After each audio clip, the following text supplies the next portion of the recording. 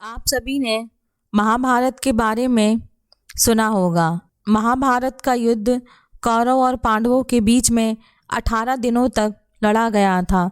इन 18 दिनों के युद्ध में 10 दिनों तक अकेले घमासान युद्ध करके भीष्म पितामह ने पांडव पक्ष को व्याकुल कर दिया और अंत में शिखंडी के माध्यम से अपनी मृत्यु का उपाय स्वयं बतलाकर महाभारत के इस अद्भुत योद्धा ने सरसैया पर शयन किया।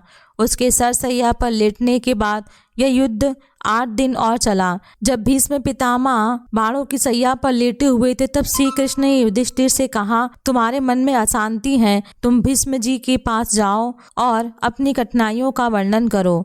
धर्म का ज्ञान रखने वालों में भीष्म पितामह सबसे श्रेष्ठ हैं। जब वे नहीं रहेंगे तो संसार ऐसा तमोमय हो जाएगा जैसे चंद्रमा में न रहकर रात्रि हो जाती है। भीष्म जीवन और मृत्यु के बीच लटक रहे हैं। जाओ, उनसे जो कुछ पूछना है पूछ लो। युधिष्ठिर, कृष्ण, कर्प तथा पांडवों के साथ कुरुक्षेत्र में पहुंचे।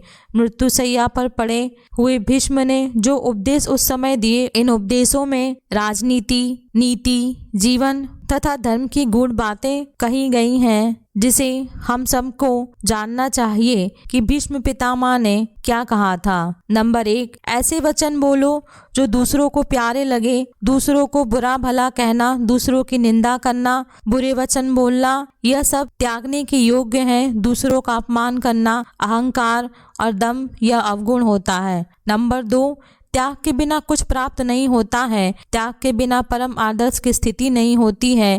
त्याग के बिना मनुष्य भय से मुक्त नहीं हो सकता है और त्याग की सहायता से मनुष्य को हर प्रकार का सुख प्राप्त होता है। नंबर 3, सुख 2 प्रकार के मनुष्यों को मिलता है। पहला, उनको जो सबसे अधिक मूर्ख हैं। दूसरा, उनको जिन्होंने बुद्धि के प्रकाश में तत्वों को देख लिया है। जो लोग बीच में लटक रहे हैं वे दुखी रहते हैं। नंबर 4, जो पुरुष अपने भविष्य पर अधिकार रखता है, अपना पथ स्वयं निश्चित करता है, दूसरों की कठपुतली नहीं बनता है और जो समय अनुकूल तुरंत विचार कर सकता है और उस पर आचरण करता है, वह पुरुष सुख को प्राप्त करता है। आलस्य मनुष्य को नष्ट कर देता है।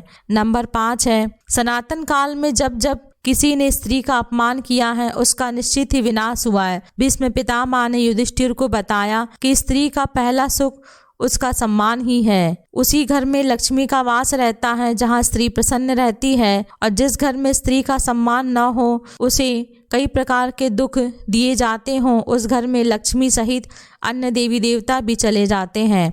नंबर 6, भीष्म पितामह ने युधिष्ठिर को बताया, जब नदी पूरे वेग के साथ समुद्र तक पहुंचती है तो बड़े से बड़े वृक्ष को बहाकर अपने साथ ले जाती है। एक बार समुद्र ने नदी से पूछा कि तुम्हारा जल प्रवाह इतना तेज और शक्तिशाली है कि उसमें बड़े से बड़ा पेड़ बह जाता है, लेकिन ऐसा क्या है कि छोटी घास, कोमल बेल, नरम पेड़ों को बहाकर नहीं ले जा पाती है। नदी ने कहा, जब मेरे जल का प्रवाह आता है तो बेलें अपने आप झुक जाती हैं, किंतु पेड़ अपनी कठोरता के कारण यह नहीं कर पाते हैं, इसलिए मेरा प्रवाह उन्हें उखाड़ कर बहा ले जाता है। नंबर 7 है, महाभारत के युद्ध के पहले जब श्री कृष्ण संधि के लिए हस्तिनापुर आए तब भीष्म पितामह ने दुबुद्धि दुर्योधन को यह कहकर समझाया था कि जहाँ कृष्ण है वहाँ धर्म है, उसी पक्ष की जीत होनी निश्चित है। इसलिए बेटा दुर्योधन, भगवान श्री कृष्ण की सहायता से तुम पांडवों के साथ संधि कर लो। यह संधि के लिए बड़ा अच्छा अवसर हाथ आया है। व्यक्ति को सदा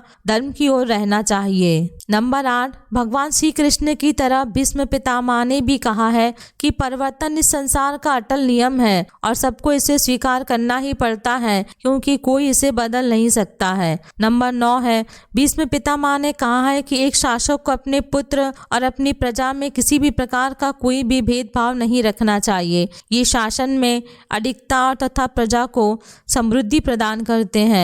नंबर 10 है, भीष्म पितामह ने कहा था कि सत्ता सुख भोगने के लिए नहीं है, अपितु कठिन परिश्रम करके समाज का कल्याण करने के लिए होती है। अगर आप भी भीष्म पितामह की ये 10 बातें अगर अपने जीवन में अपनाएंगे तो निश्चित ही आप सफलता प्राप्त करेंगे। अगर आपको मेरा ये ऑडियो पसंद आया हो तो मेरे चैनल को लाइक, शेयर और सब्सक्राइब करें। धन्यवाद।